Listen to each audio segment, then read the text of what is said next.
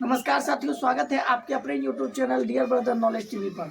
दोस्तों, आज हम लोग बायोलॉजी का एक मोस्ट इम्पोर्टेंट चैप्टर पोषक तत्व के बारे में पढ़ेंगे। दोस्तों, यह बहुत ही इम्पोर्टेंट चैप्टर है और भारत का कोई भी ऐसा एग्जाम जहां पर साइंस से प्रश्न पूछे जाते हैं वह यहाँ से प्रश्न बनते हैं। दोस्तों, चाहे वह विभिन्न राज्य के विभिन्न बोर्ड एग्जाम हो, साथ ही या कोई अदर कॉम्पिटिटिव एग्जाम हो, उन सारे एग्जाम में इस चैप्टर से प्रश्न देखने को मिलते हैं।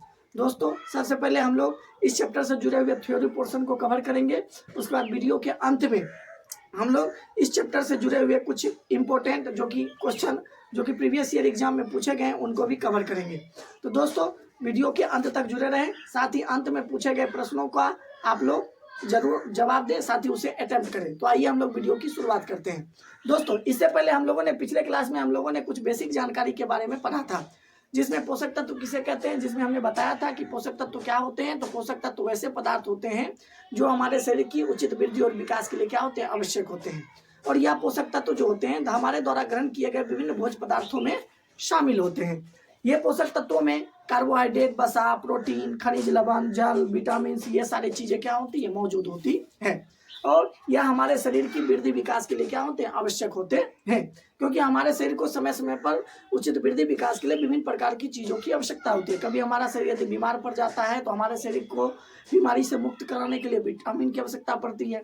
कभी हम लोग कार्य करने के लिए हमको ऊर्जा की आवश्यकता पड़ती है, तो ऊर्जा हमको भोजन में मौजूद कार्बोहाइड्रेट पोषक तत्वों से प्राप्त होती है। इसके अलावा यदि हमारे शरीर का कोई भी अंग टूट फूट जाए या फिर कोशिका की उत्तक की मरम्मत की आवश्यकता पड़ती है, तो उसके लिए हमारे भोजन में शामिल प्रोटीन इसकी महत्वपूर्ण भूमिका अदा करता है। इसके अलावा हमारे द्वारा ग्रहण किए गए भोज्य पदार्थों का अच्छी तरह से पाचन हो सके, इसके लिए हम लोग क्या करते हैं, पर्याप्त मात्रा में जल का सेवन करते हैं। और यह जल क्या करता है, हमारे भोजन को अच्छी तरह से पचाने में मदद करता है। इन सारी चीजों पर हम लोगों ने जाना था। इसके अलावा हम लोगों ने जाना था कि पोषक तत्व से ही जुड़ा हुआ एक शब्द देखने को मिलता है, पोषण। जी हाँ दोस्तों, पोषण क्या होता है, तो मनुष्य क्या करते हैं, विभिन्न प्रकार के भोजन को ग्रहण करते हैं। तो भोजन ग्रहण करना ही क्या कहलाता है, पोषण कहलाता है। और हमने देखा था कि पोषण के आधार पर दो जीव होते हैं, एक को कहते हैं स्वपोषी जीव और दूसरे को कहते हैं परपोषी जीव। तो स्वपोषी जीव के अंतर्गत हम लोगों ने पढ़ा था ये सब, इसमें सभी हरे पेड़ पौधे आते हैं जो कि प्रकाश संश्लेषण प्रक्रिया के दौरान अपना भोजन तैयार करते हैं। इसके अलावा हम लोगों ने जाना था परपोषी के बारे में। तो परपोषी जीव ऐसे जीव होते हैं जो अपना भोजन खुद नहीं बनाकर बल्कि किसी अन्य जीवों पर अर्थात हरे पेड़ पौधे पर निर्भर रहते हुए परपोषी जीव कहलाते हैं। जैसे मनुष्य, विभिन्न प्रकार के अन्य जीव जंतु जैसे गाय, भैंस, कुत्ता, बिल्ली, बाघ, हिरण, खरगोश, ये सारे जीव जो होते हैं वह परपोषी जीव के उदाहरण होते हैं। इसको भी हम लोगों ने कई भागों में बांटा था, शाकाहारी, मांसाहारी, इसके अलावा अपघटक, मृतोपजीवी, परजीवी, ये सारे जीव को इसके अंतर्गत हम लोगों ने रखा था। इसके अलावा हम लोगों ने अपघटक के बारे में भी जाना था कि इसको हम लोग क्या कहते हैं, पृथ्वी का सफाई कर्मी कहते हैं, क्योंकि यह मृत जीवों पर निर्भर करते हैं। और हमारे इस धरातल पर मौजूद जितने भी मृत जीव होते हैं उनका अच्छी तरह से क्या करते हैं, अपघटन करते हैं। अपघटन करने का मतलब हुआ या तो उसको अपने भोज्य पदार्थों के रूप में ग्रहण कर लेते हैं या फिर उसे सड़ा गिरा कर मिट्टी में परिणत कर देते हैं और उससे मिट्टी की उर्वरा शक्ति क्या होती है, बढ़ती है, जैसा कि हम लोगों ने जाना था। तो आज हम लोग उसी क्लास को कंटिन्यू करते हुए आज हम लोग आगे की चीजों को पढ़ेंगे, जिसमें हमारा आज का चीज होगा पहला पोषक तत्व, तो कार्बोहाइड्रेट के बारे में।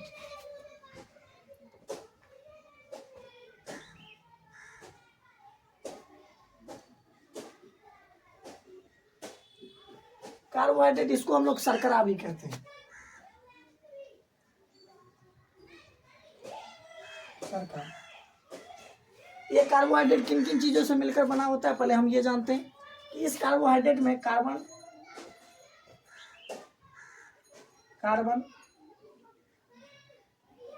यानी कि सी, हाइड्रोजन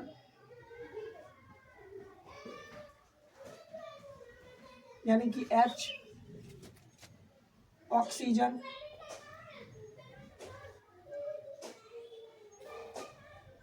यानी कि O पाए जाते हैं, के अणु पाए जाते हैं।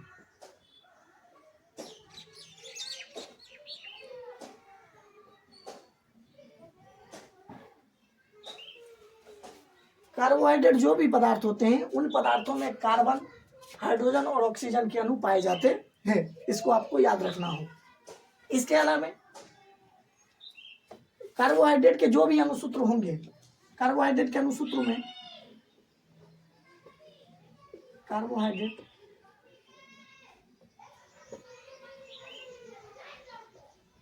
के अनुसूत्र कहो,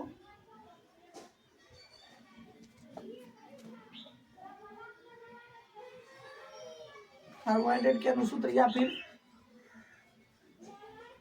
कार्बोहाइड्रेट के अंत में OSE। जी हाँ दोस्तों, OSE क्या लगे होते हैं? प्रत्यय लगे होते हैं।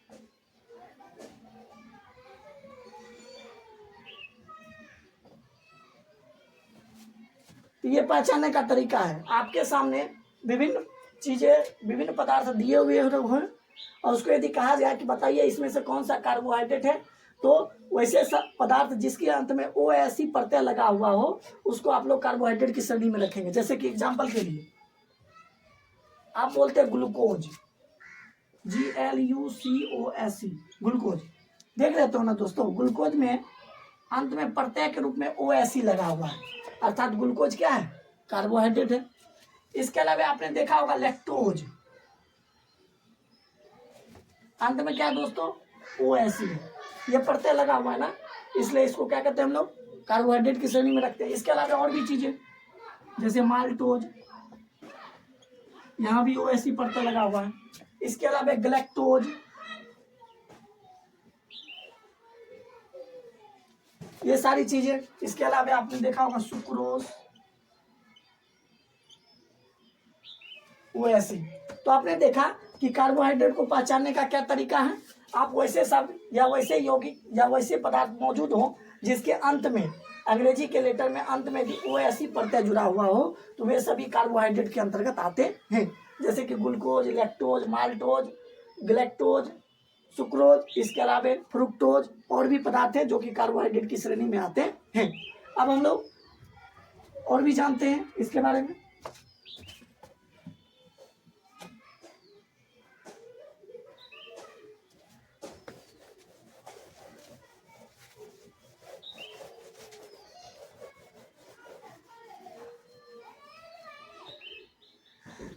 कार्बोहाइड्रेट को दोस्तों ग्लूकोन डी भी कहा जाता है। जी हाँ दोस्तों,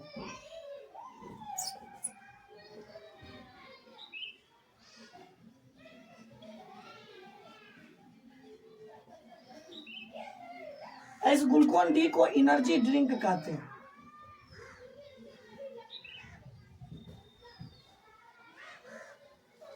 क्यों कहते हैं दोस्तों? आपने देखा होगा क्रिकेट मैच में जो खिलाड़ियां क्रिकेट में के मैदानों पर इनिंग खेलते हैं, वो थक जाने के बाद आप देखे होंगे कि उनको बंद डब्बे में एक तरल पदार्थ अर्थात लिक्विड के रूप में पदार्थ पीने को दिया जाता है। वह जो लिक्विड रूपी पदार्थ जो एक बंद डब्बे में बंद होता है वो क्या है? वह ग्लूकोन डी है। जी हाँ दोस्तों, यह ग्लूकोन डी है। इसको क्या कहते हैं हम लोग? एनर्जी ड्रिंक कहते हैं। इसके पीने से खिलाड़ियों को तुरंत एनर्जी की क्या होती है? प्राप्ति होती है। क्योंकि ऐसा बोला जाता है या कहा जाता है या आप पीने के बाद आप यह महसूस कर सकते हो कि कार्बोहाइड्रेट के सेवन के बाद तुरंत बाद ही हमको एनर्जी की क्या होती है? अनुभूति होती है। अर्थात पुनः हमारे शरीर में एनर्जी का संचार हो गया है, ऐसा हमको अनुभूति होती है इस ग्लूकोन डी के सेवन करने के बाद। इसलिए इसको हम लोग एनर्जी ड्रिंक अर्थात तुरंत एनर्जी देने वाला, इसको क्या कहते हैं हम लोग? तुरंत एनर्जी अर्थात ऊर्जा प्रदान करने वाला।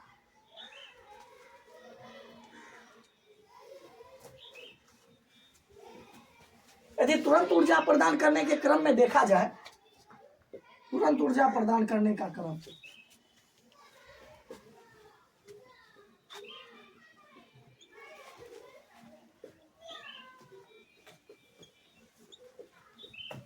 हमने पिछले क्लास में जाना था कि एनर्जी हमको 3 पदार्थों के माध्यम से प्राप्त होती है, 3 पोषक तत्वों के माध्यम से।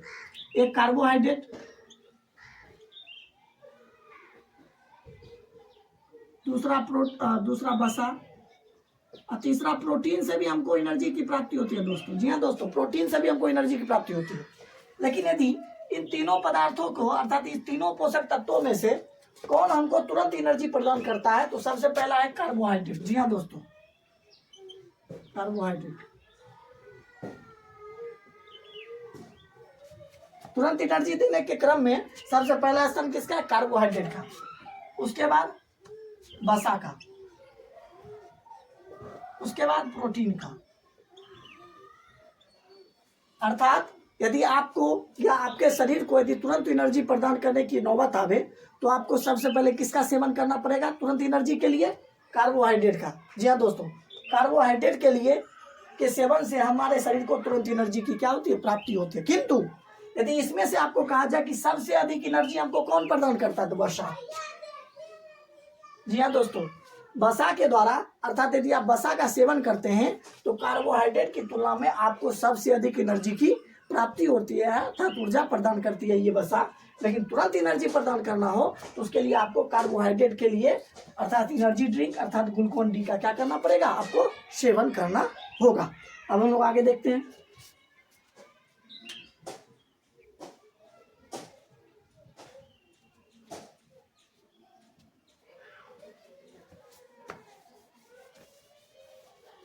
इसके अलावा यदि आप 1 ग्राम कार्बोहाइड्रेट लेते हो ना दोस्तों, 1 ग्राम कार्बोहाइड्रेट से 1 ग्राम कार्बोहाइड्रेट से 4.2 कैलोरी ऊर्जा की प्राप्ति होती है।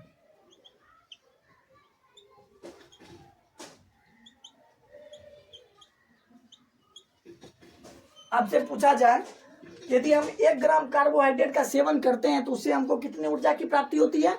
4.2 कैलोरी। जी हाँ दोस्तों, ऊर्जा की मात्रा को हम लोग कैलोरी में मापते हैं। तो इस प्रकार प्रश्न ऐसे भी पूछे जाते हैं कि 1 ग्राम कार्बोहाइड्रेट को जलाने से हमको कितना ऊर्जा की प्राप्ति होती है? तो 4.2 कैलोरी ऊर्जा की प्राप्ति होती है। तो इस प्रकार हमने जाना कार्बोहाइड्रेट के बारे में कि कार्बोहाइड्रेट में क्या क्या पाए जाते हैं। तो कार्बोहाइड्रेट में कार्बन, हाइड्रोजन और ऑक्सीजन पाए जाते हैं। इसके अलावा कार्बोहाइड्रेट का अन्य नाम क्या है? शर्करा है। इसको पहचानने का क्या तरीका है? तो दिए गए शब्दों के अंत में दिए गए यदि पदार्थ दिए गए हों तो उनका अंग्रेजी रूपांतरण में उसके अंत में यदि OSE प्रत्यय लगा हुआ हो तो आप पहचान सकते हो कि ये पदार्थ कार्बोहाइड्रेट के अंतर्गत इसको हम लोग रख सकते हैं। इसके अलावा हमने जाना कि कार्बोहाइड्रेट के अंतर्गत ग्लूकोन डी आता है जिसको हम लोग एनर्जी ड्रिंक कहते हैं। और यह एनर्जी ड्रिंक जो होता है वह तुरंत ऊर्जा प्रदान करने वाले कारक में शामिल होते हैं। हमने देखा कि 3 ऐसे पोषक तत्व होते हैं जिससे हमको ऊर्जा की प्राप्ति होती है, जिसमें कार्बोहाइड्रेट, वसा और प्रोटीन शामिल होते हैं। लेकिन यदि हमको तुरंत एनर्जी की प्राप्ति करना हो तो उसके लिए हम लोगों को कार्बोहाइड्रेट का सेवन करना पड़ेगा। और सबसे अधिक यदि एनर्जी प्रदान करने की बात आवे तो वसा के द्वारा हमको सबसे अधिक ऊर्जा की प्राप्ति होती है, लेकिन वह अधिक समय लेता है हमारे शरीर को ऊर्जा प्रदान करने में। तो इसके अलावा हमने देखा कि 1 ग्राम कार्बोहाइड्रेट के यदि आप जलाते हैं तो जलाने के क्रम में आपको कितने कैलोरी ऊर्जा की प्राप्ति होती है? तो 4.2 कैलोरी ऊर्जा की प्राप्ति होती है। इतना हम लोगों ने जाना। अब हम लोग जानेंगे कार्बोहाइड्रेट के प्रकार।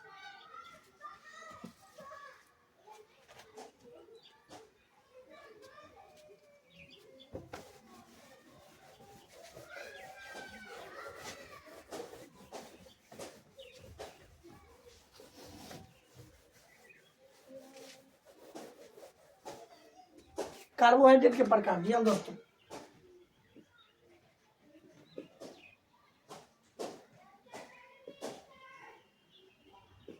कार्बोहाइड्रेट कितने प्रकार के होते हैं?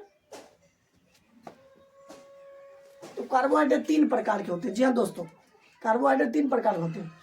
कार्बोहाइड्रेट के अणुओं की संख्या के आधार पर कार्बोहाइड्रेट 3 प्रकार के होते हैं, जिसमें पहला प्रकार है मोनोसेकेराइड।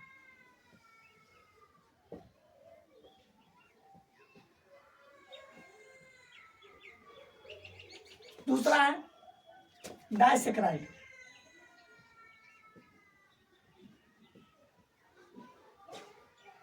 और तीसरा है पॉलीसेकेराइड।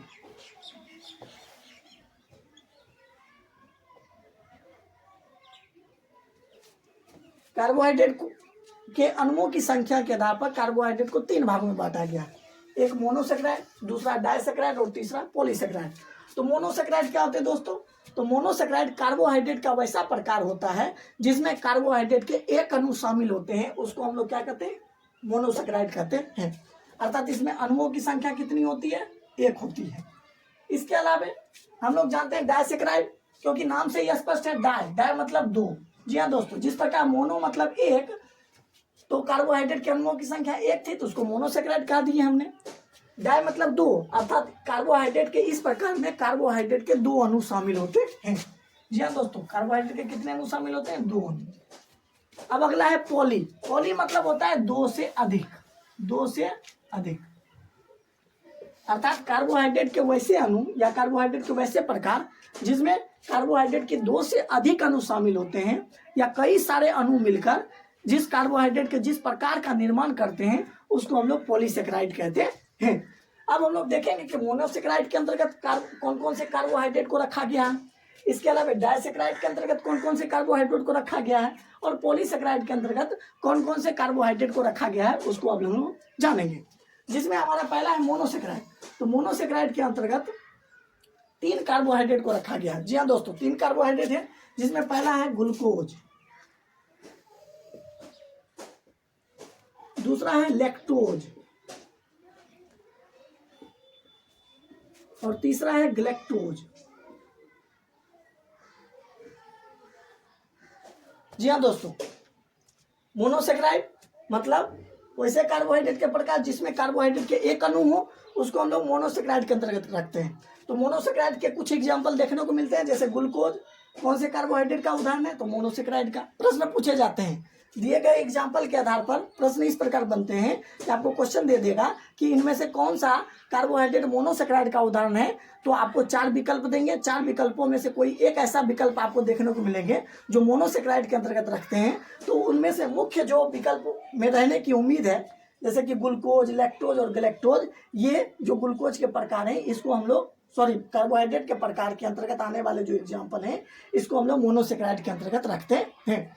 इसके अलावा और हम जान लेते हैं कि यह जो ग्लूकोज है ये तो मोनोसेकेराइड के अंतर्गत आते ही हैं, साथ ही इसका एक अन्य नाम है, ग्लूकोज का अन्य नाम है,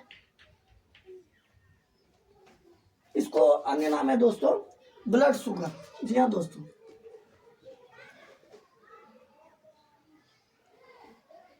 दूसरा ग्लूकोज का नाम है ब्लड शुगर, दूसरा है लैक्टोज और तीसरा है गैलेक्टोज। तो लैक्टोज का नाम है दोस्तों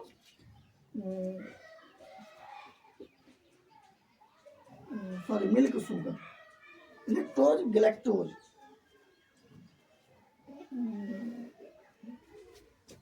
लैक्टोज को डाइसेकेराइड के अंतर्गत रखा गया, फ्रक्टोज होगा इसका। फ्रक्टोज को हम लोग फ्रूट शुगर भी कहते हैं। जी हाँ दोस्तों, ग्लूकोज को ब्लड शुगर, फ्रक्टोज को फ्रूट शुगर। इसके अलावा है ग्लैक्टोज को हम लोग कहते हैं ब्रेन शुगर। आपसे नाम पूछा जा सकता है कि ग्लूकोज का अन्य नाम क्या है, तो इसको ब्लड शुगर कहते हैं। दूसरा फ्रक्टोज का अन्य नाम क्या है? Fruit sugar. तीसरा गैलेक्टोज का अन्य नाम क्या है? Brain sugar. क्यों? क्योंकि ग्लूकोज जो होता है वह हमारे शरीर के रक्त में मौजूद होता है। शरीर के रक्त में कौन सा ग्लूकोज घुला रहता है, कार्बोहाइड्रेट कौन सा कार्बोहाइड्रेट घुला रहता है? तो ग्लूकोज जो होता है वह हमारे शरीर में मौजूद रक्त में क्या रहता है? मिला हुआ रहता है। और जब हमारे शरीर में ग्लूकोज की मात्रा के रक्त में मौजूद ग्लूकोज की मात्रा यदि अधिक होती है तो हम लोग मधुमेह नामक रोग से क्या हो जाते हैं? ग्रसित हो जाते हैं, जो कि आगे हम लोग चलकर पढ़ेंगे। इसके अलावा फ्रुक्टोज कौन सा कार्बोहाइड्रेट? मोनोसेकेराइड का ही एक प्रकार है फ्रुक्टोज, इसको हम लोग फ्रूट शुगर कहते हैं। जी हाँ दोस्तों, फ्रुक्टोज को फ्रूट शुगर कहते हैं। क्यों?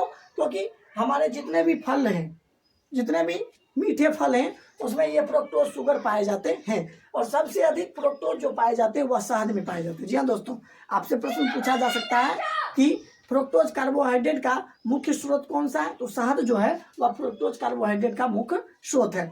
इसके अलावा अब हम लोग जानेंगे डाइसेकेराइड के बारे में। तो पहला है सुक्रोज,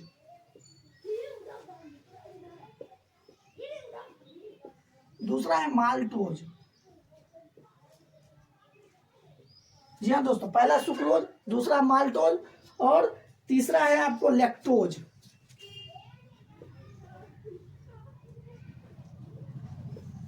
अर्थात डाइसेकेराइड के अंतर्गत कौन कौन से कार्बोहाइड्रेट को शामिल किया गया है? पहला सुक्रोज, दूसरा माल्टोज और तीसरा लैक्टोज को शामिल किया गया है।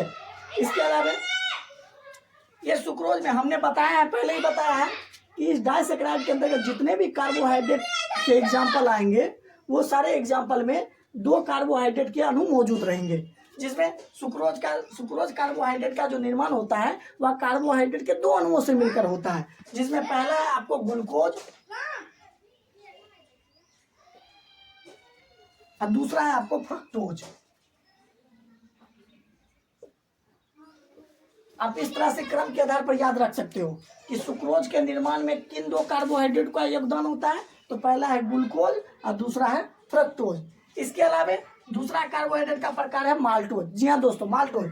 इस माल्टोज नामक डाइसेक्राइड के निर्माण के लिए कौन से कार्बोहाइड्रेट के अणु जिम्मेवार होते हैं? तो ग्लूकोज। जी हाँ दोस्तों, ग्लूकोज के ही दो अणु मिलकर माल्टोज का निर्माण करते हैं।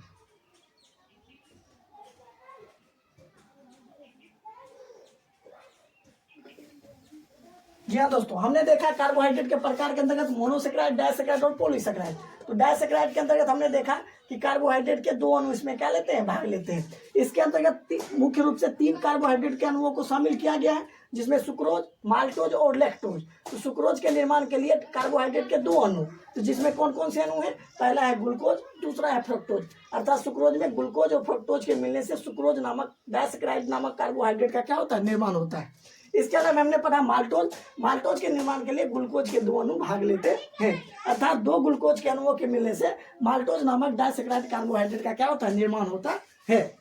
इसके अलावा अब हम लोग जानते हैं लैक्टोज। तो लैक्टोज के निर्माण के लिए ग्लूकोज और प्लस गैलेक्टोज। जी हाँ दोस्तों,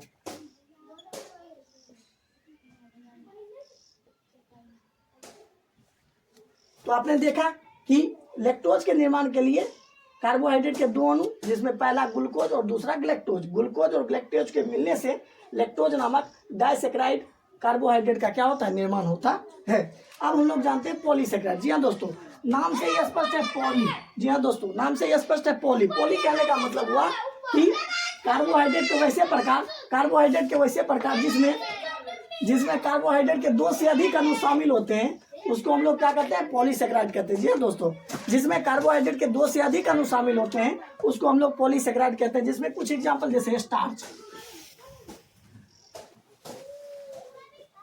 दूसरा है ग्लूकोजेन या ग्लाइकोजेन, तीसरा है सेलुलोज। जी हाँ दोस्तों, पॉलीसेक्राइड के अंतर्गत आने वाले कार्बोहाइड्रेट के प्रकार में जिसमें पहला है स्टार्च, दूसरा है ग्लाइकोजेन और तीसरा क्या है? सेलुलोज। हम लोग जानते हैं कि स्टार्च, ग्लाइकोजेन और सेलुलोज क्या है। तो स्टार्च क्या है दोस्तों? स्टार्च भी क्या है? कार्बोहाइड्रेट का ही एक अणु है, जिसको हम लोग पॉलीसेक्राइड कहते हैं। पौधे जो होते हैं ना, वह अपने में भोजन पदार्थ को संचय किस रूप में करते हैं? तो स्टार्च के रूप में करते हैं। जी हाँ दोस्तों, यहाँ से प्रश्न उठता है, पौधे भोज्य पदार्थ को संचय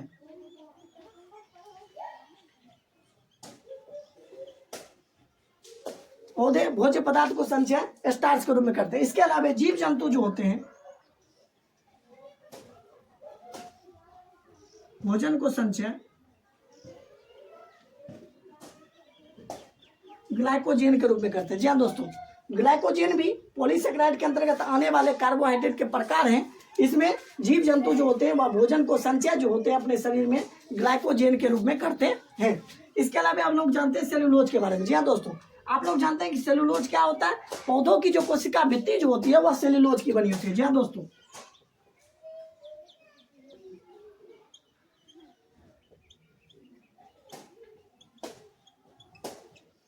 पौधे की कोशिका भित्ति सेलुलोज की बनी होती है। इसके अलावा आपको हमने बताया था पिछले वीडियो में कि सेलुलोज क्या है। सेलुलोज इस विश्व में मौजूद वैसे कार्बनिक पदार्थ होते हैं जिसकी संख्या या जिसकी मात्रा इस विश्व में अन्य कार्बनिक पदार्थों की तुलना में सबसे अधिक होती है। अर्थात यूं कहें तो सेलुलोज इस विश्व में सबसे अधिक मात्रा में पाया जाने वाला कार्बनिक पदार्थ है। विश्व में सर्वाधिक मात्रा में पाया जाने वाला कार्बनिक पदार्थ है। इसके अलावा हम जानते हैं कि सेलुलोज क्या करती है? पौधे को यांत्रिक सहायता प्रदान करती है, उसको बाहरी आघात से बचाती है। ये सारी चीजें हम लोगों ने सेलुलोज के बारे में जान लिया है। तो आज हम लोगों ने मुख्य रूप से कार्बोहाइड्रेट के बारे में पढ़ा, जिसमें कार्बोहाइड्रेट क्या है, कार्बोहाइड्रेट का हमारे शरीर में क्या महत्व है। इसके अलावा कार्बोहाइड्रेट से हमको ऊर्जा की प्राप्ति होती है। यदि आप लोग कार्बोहाइड्रेट का यदि सेवन करते हो तो आपको तुरंत क्या होती है, ऊर्जा की प्राप्ति होती है। इसके अलावा हम लोग को जाना कार्बोहाइड्रेट के प्रकार के बारे में कि क्या क्या होते हैं, मोनोसेक्राइड, डाइसेक्राइड और पॉलीसेक्राइड होते हैं। मोनोसेक्राइड के अंतर्गत क्या क्या शामिल किए गए, ग्लूकोज, फ्रक्टोज और गैलेक्टोज को शामिल किए गए हैं, जिसमें ग्लूकोज को ब्लड शुगर भी कहते हैं। क्यों? क्योंकि यह हमारे रक्त में क्या होते हैं, पाए जाते हैं, और जब कभी भी इसकी मात्रा हमारे रक्त में अधिक हो जाती है तो हमें मधुमेह नामक रोग से क्या हो जाते हैं, हम ग्रसित हो जाते हैं। इसके अलावा हम लोगों ने जानता फ्रक्टोज के बारे में। फ्रक्टोज क्या होते हैं, इसको फ्रूट शुगर कहा जाता है क्योंकि यह फलों में क्या होते हैं, मौजूद होते हैं, और फ्रक्टोज की जो सबसे अधिक मात्रा पाई जाती है वह शहद में पाई जाती है। इसके अलावा हम लोग ग्लूकोज, ग्लैक्टोज के बारे में भी पढ़ा कि इसको हम लोग क्या कहते हैं, ब्रेन शुगर कहते हैं। इसके अलावा डाइसेक्राइड के अंतर्गत सुक्रोज, माल्टोज, लैक्टोज। सुक्रोज का निर्माण ग्लूकोज और फ्रक्टोज के अणुओं के मिलने से होता है। माल्टोज का निर्माण ग्लूकोज और ग्लूकोज अर्थात ग्लूकोज के दो अणु मिलकर माल्टोज का निर्माण करते हैं। इसके अलावा लैक्टोज के निर्माण के लिए ग्लूकोज और ग्लैक्टोज नामक कार्बोहाइड्रेट के अणु भाग लेते हैं। स्टार्च के बारे में, पौधे में भोज्य पदार्थों का संचय स्टार्च के रूप में होता है। ग्लाइकोजन, जीव जंतु जो होते हैं अपने शरीर में भोजन का जो संचय करते हैं वह ग्लाइकोजन के रूप में करते हैं। सेलुलोज के बारे में, यह पौधे की कोशिका भित्ति जो होती है वह सेलुलोज की बनी होती है। यह सबसे अधिक कठोर आवरण होता है पेड़ पौधे का, जो कि पेड़ पौधों को बाहरी आघातों से बचाता है। इसके अलावा यह इस संसार में मौजूद सबसे अधिक कार्बनिक पदार्थ, जो कि इसकी मात्रा सबसे अधिक होती है, इसको हम लोगों ने जाना। अब हम लोग क्या करेंगे, प्रीवियस ईयर एग्जाम में आने वाले जो इंपॉर्टेंट क्वेश्चन है उसको भी हम लोग देखेंगे। तो अब हम लोग, हमारा थ्योरी सेक्शन कंप्लीट हुआ था, अब हम लोग उसी थ्योरी से संबंधित कुछ इंपॉर्टेंट क्वेश्चन को देखते हैं जो कि प्रीवियस ईयर एग्जाम में पूछे गए हैं। जिसमें हमारा पहला क्वेश्चन है कि कार्बोहाइड्रेट में प्रत्यय के रूप में क्या होते हैं। जी हाँ दोस्तों, हमने देखा था कि कार्बोहाइड्रेट में प्रत्यय के रूप में OSE जुड़े होते हैं।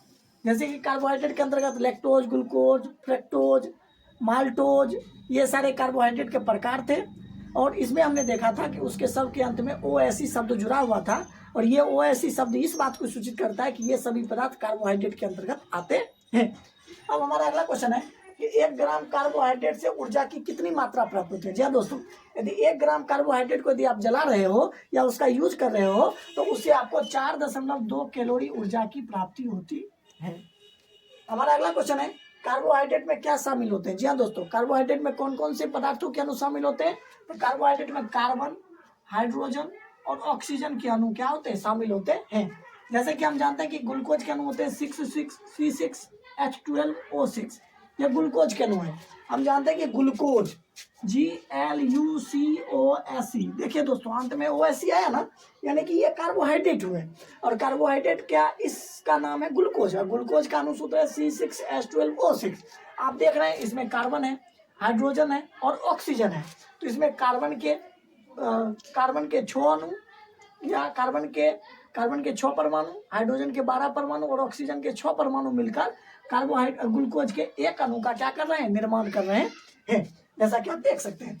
इसके अलावा प्राकृतिक रूप में सबसे मीठी शर्करा क्या है, फ्रक्टोज। जी हाँ दोस्तों, प्राकृतिक रूप से सबसे मीठी शर्करा कौन सी है, फ्रक्टोज है। और इस फ्रक्टोज को आपने देखा था कि इसको हम लोग फ्रूट शुगर भी कहते हैं। जी हाँ दोस्तों, फ्रूट शुगर, क्योंकि ये फलों में पाए जाते हैं। इसके अलावा शहद में कौन सी शर्करा पाई जाती है, या कार्बोहाइड्रेट पाए जाते हैं, तो फ्रक्टोज जो होते हैं वह शहद में पाई जाने वाली शर्करा है। इसके अलावा पौधों में खाद्य संचय होता है। जी हाँ दोस्तों, पौधों में जो भोजन का जो संचय होता है वह स्टार्च के रूप में होता है। पौधे भोजन का संचय किस रूप में करते हैं, तो स्टार्च के रूप में करते हैं। इसके अलावा जंतु में खाद्य संचय होता है, तो जंतुओं में खाद्य संचय अर्थात जीव जंतु जो होते हैं अपने शरीर में भोजन का संचय जो होते हैं वह ग्लाइकोजेन के रूप में करते हैं। जी हाँ दोस्तों, ग्लाइकोजेन। और आप जानते हैं कि स्टार्च और ग्लाइकोजन जो होता है वह कार्बोहाइड्रेट के एक प्रकार पॉलीसेकेराइड के अंतर्गत आने वाले ये उदाहरण देखने को मिलते हैं। इसके अलावा पादप कोशिका भित्ति किसकी बनी होती है, तो आप जानते हैं कि पादप कोशिका भित्ति जो होती है वह सेलुलोज की बनी होती है। पादप कोशिका भित्ति सेलुलोज की बनी होती है, और यह सबसे अधिक क्या है, कड़ा आवरण होता है पौधे का। ये पौधे को क्या करती है, बाहरी सुरक्षा प्रदान करती है। इसके अलावा हमने जाना था यह विश्व में सबसे अधिक मात्रा में पाए जाने वाला कार्बनिक पदार्थ है। इसके अलावा कवक की कोशिका भित्ति किसकी बनी होती है। जी हाँ दोस्तों, कवक की कोशिका भित्ति जो होती है वह काइटिन की बनी होती है, जैसा कि हम लोगों ने जाना था। इस प्रकार हमने जाना कार्बोहाइड्रेट में प्रत्येक रूप में OSE जुड़ा होता है। 1 ग्राम कार्बोहाइड्रेट से 4.2 कैलोरी ऊर्जा की प्राप्ति होती है। कार्बोहाइड्रेट में कार्बन, हाइड्रोजन, ऑक्सीजन शामिल होता है। प्राकृतिक रूप में सबसे मीठी शर्करा फ्रक्टोज होती है। इसके अलावा पौधे में खाद्य संचय स्टार्च के रूप में होती है। इसके अलावा जंतु में खाद्य संचय ग्लाइकोजन के रूप में होती है। और पादप कोशिकावृत्ति सेलुलोज की बनी होती है और कवक की कोशिकावृत्ति काइटिन की बनी होती है। इस प्रकार आपने जाना कि इस चैप्टर से आने वाले जो भी इंपॉर्टेंट क्वेश्चन थे उसको हम लोगों ने बारी बारी से देखा। तो दोस्तों आपको यह वीडियो कैसा लगा, आप इस जवाब आप कमेंट बॉक्स में जरूर दे सकते हैं। इसके अलावा यदि आपको यह वीडियो अच्छा लगा हो तो आप क्या करें, अपने दोस्तों में जरूर शेयर करें, ताकि वो क्या करें, आपके जिस प्रकार आप हमारे द्वारा बताई गई जानकारी का लाभ अपने जीवन में उठा रहे हैं उसी प्रकार आपके दोस्त भी उठावे और अपनी जानकारी को क्या करें, बढ़ावे। तो इसके लिए तब तक के लिए जय हिंद, जय भारत, वंदे मातरम।